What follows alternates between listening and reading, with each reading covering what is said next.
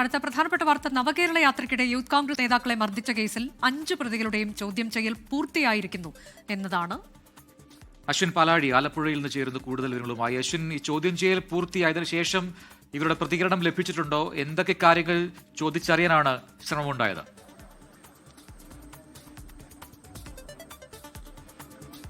അനുജ പ്രജൻ, ഇന്നത്തെ ദിവസം അതായത് 3 ദിവസം നീണ്ടു നിൽക്കുന്ന ചോദ്യം ചെയ്യലാണ്. അതിൽ ആദ്യത്തെ ദിവസത്തെ ചോദ്യം ചെയ്യൽ മാത്രമാണ് പൂർത്തിയായിരിക്കുന്നത്. ഇന്നത്തെ മെത്തേഡ്, അതായത് രാവിലെ മുതൽ ഈ സമയം വരെ 10 മണിക്ക് ആരംഭിച്ചതാണ്. 4 മണി വരെയുള്ള സമയത്തിൽ 5 പ്രതികളെയും ഒറ്റയ്ക്കിരുത്തിയാണ് ചോദ്യം ചെയ്തത്.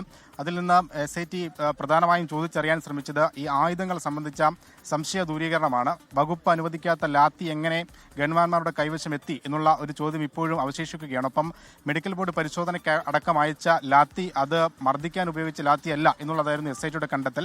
പിന്നീട് എങ്ങനെ ഈ മുഖ്യമന്ത്രിയുടെ ഗൺമാന്മാർ സഞ്ചരിച്ച അല്ലെങ്കിൽ സുരക്ഷാ വാഹനത്തിൽ ഈ ലാത്തി എത്തി, ഒപ്പം ഇതിന് പിന്നിൽ മറ്റെന്തെങ്കിലും ഗൂഢാലോചനയുണ്ടോ, ആരുടെയെങ്കിലും നിർദ്ദേശപ്രകാരമാണോ ഈ കാര്യങ്ങളൊക്കെ ചെയ്തത് എന്നടക്കമുള്ള സംശയങ്ങളാണ് SITക്കുള്ളത്.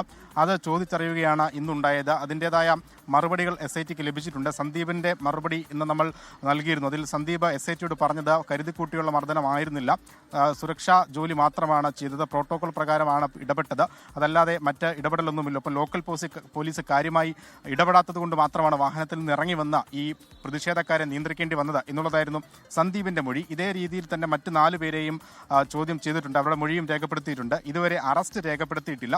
അത് നാളെ ഉണ്ടാകും എന്നുള്ളതാണ് അറിയുന്നത്. നാളെ രാവിലെ 10 മണിക്ക് എത്താൻ അറിയിച്ചിട്ടുണ്ട് എന്നുള്ളതാണ് അദ്ദേഹത്തിന്റെ അഭിഭാഷകരടക്കം പറയുന്നത്. നാളെ എത്തുമ്പോൾ തന്നെ അറസ്റ്റ് രേഖപ്പെടുത്താനുള്ള സാധ്യതകളാണ് കാണുന്നത്. അറസ്റ്റ് രേഖപ്പെടുത്തിയാലും 1 ലക്ഷം രൂപ ബോണ്ടിലും 2 പേരുടെ ആൾ ജാമ്യത്തിലും പ്രതികളെ വിട്ടയക്കണം എന്നുള്ളതാണ് കോടതി നിർദ്ദേശം. എന്തായാലും നാളെയും മറ്റന്നാളും കൂടി ചോദ്യം ചെയ്യൽ തുടരും. എന്തായാലും ഇന്നും നാളെയും കൂടി ആലപ്പുഴയിൽ തന്നെ ക്യാമ്പ് ചെയ്യുകയാണ്. അവർ ആലപ്പുഴയിൽ തന്നെ താമസിച്ച് രാവിലെ ഇവിടേക്ക് എത്താനാണ് ആലോചിച്ചിരിക്കുന്നത്. എന്തായാലും നാളെ രാവിലെ തുടർ ചോദ്യങ്ങൾ SITയുടെ ഭാഗത്തു നിന്നുണ്ടാകും. പ്രത്യേക ചോദ്യാവലി ഈ കേസുമായി ബന്ധപ്പെട്ട് ഗൺമാന്മാരുടെ ചോദ്യം ചെയ്യലിന് വേണ്ടി തയ്യാറാക്കിയിട്ടുമുണ്ട്.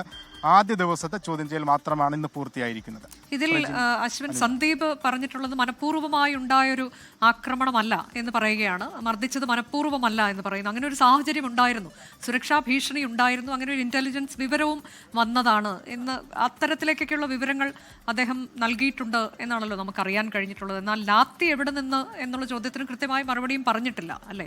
കൂടുതൽ വിശദാംശങ്ങളുണ്ടോ?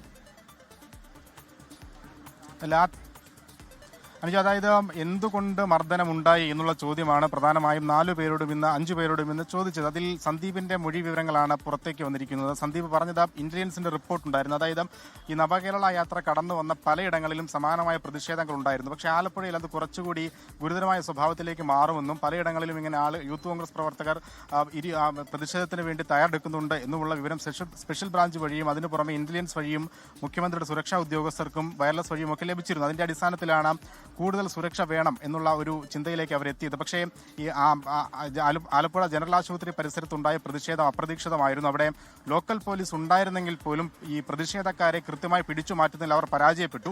അതുകൊണ്ട് മാത്രമാണ് സുരക്ഷാ വാഹനത്തിൽ നിന്ന് പുറത്തേക്ക് ഇറങ്ങി ഇവരെ നിയന്ത്രിക്കേണ്ട അല്ലെങ്കിൽ മർദ്ദിക്കേണ്ട ഒരു സാഹചര്യത്തിലേക്ക് പോയത് എന്നുള്ളതാണ് സന്ദീപിന്റെ മൊഴി. അതല്ലാതെ കൃത്യനിർവഹണമല്ലാതെ മറ്റൊന്നും ചെയ്തിട്ടില്ല എന്നുള്ളതാണ് പറയുന്നത്. എന്തായാലും ഇതിൽ SIT സംഘം 5 പേരിൽ നിന്നും എടുത്ത മൊഴിയിലും സമാനമായ വിവരങ്ങൾ തന്നെയാണ് 5 പേരും നൽകിയിരിക്കുന്നത് എന്നുള്ളതാണ് മനസ്സിലാക്കുന്നത്. ഒപ്പം ലാത്തിയുമായി ബന്ധപ്പെട്ട് ഇപ്പോഴും സംശയങ്ങൾ തുടരുകയാണ്. ലാത്തിയുമായി ബന്ധപ്പെട്ട ചോദ്യത്തിൽ സന്ദീപ് മറുപടി പറഞ്ഞില്ല എന്നുള്ളതാണ് അറിയാൻ കഴിയുന്നത്. ഒരുപക്ഷെ അതിൽ ഒരു മറുപടി അത്യാവശ്യമായി തന്നെ വേണ്ടതുണ്ട്. വരും ദിവസങ്ങളിൽ അതിൽ കൂടുതൽ ചോദ്യം ചെയ്യൽ ഉണ്ടാകും. ചോദ്യം ചെയ്യലിന് ശേഷം അവർ മാധ്യമങ്ങളോട് പ്രതികരിച്ചു, അതുകൂടി കാണാം. ഒന്നുമില്ല, ഇല്ല ഇല്ല ഇല്ല ഇല്ല ഇല്ല വിശദമായി എല്ലാവരുടെയും മൊഴികൾ രേഖപ്പെടുത്തി. അന്വേഷണത്തിന്റെ ഇതാണ്. നാളെ ഹാജരാകാൻ പറഞ്ഞിട്ടുണ്ടോ? നാളെ ഉണ്ട്. നാളെ ഹാജരാകും. കാര്യമായ പ്രതികരണമൊന്നുമല്ല, ഇല്ല എന്ന് പറയുന്നു. എന്തോ ചോദിച്ചനോ ഇല്ല എന്ന് പറഞ്ഞു. മാത്രമല്ല നാളെയും ചോദ്യം ചെയ്യലുണ്ട് എന്നുകൂടി പറയുന്നു. നേരത്തെ ചോദ്യം ചെയ്യലിനായി അവർ എത്തുന്ന സമയത്ത് മാധ്യമങ്ങളോട് പറയുന്നത് വേട്ടയാടപ്പെട്ടവരാണ്, ഇത് മനഃപൂർവ്വം ആണ് എന്നൊക്കെയുള്ള പ്രതികരണം അദ്ദേഹം നടത്തുന്നത് നമ്മൾ കണ്ടതാണ്. അനിൽ കല്ലിയൂർ ഉൾപ്പെടെയുള്ളവരുണ്ട്.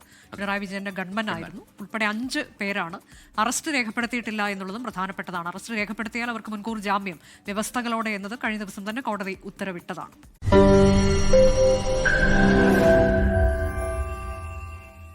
ലോകത്തെവിടെയായാലും ഏത് സമയത്തും 24 വാർത്തകളും ഓഗ്മെന്റഡ് റിയാലിറ്റി പാക്കേജുകളും എക്സ്പ്ലെയിനറുകളും വിശദമായി കാണാൻ ഞങ്ങളുടെ യൂട്യൂബ് ചാനൽ നിങ്ങൾക്ക് സബ്സ്ക്രൈബ് ചെയ്യാം.